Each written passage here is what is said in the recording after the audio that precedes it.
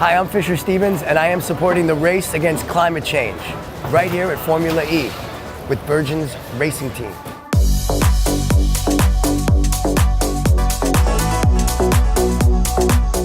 Making this movie about Formula E, and I don't know exactly what this movie we're doing is yet, because it's a documentary. Leonardo DiCaprio invited me to come down to Brooklyn, checked out the cars, and I saw what everybody's doing. I don't know, I got into it. I know nothing about racing. I never cared about racing.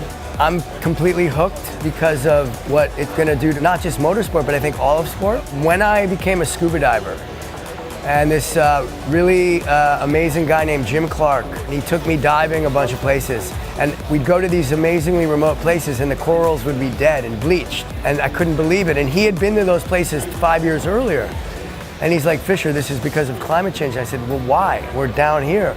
And he explained carbon, CO2, what it meant, too much in the air, and basically schooled me on all of climate change.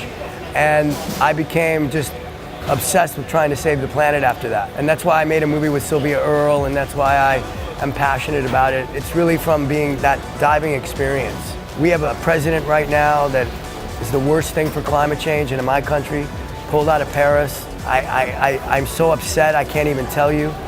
But these cars are fighting Trump to me. This sport, when it comes to Brooklyn this time, I'm hoping it makes even more noise.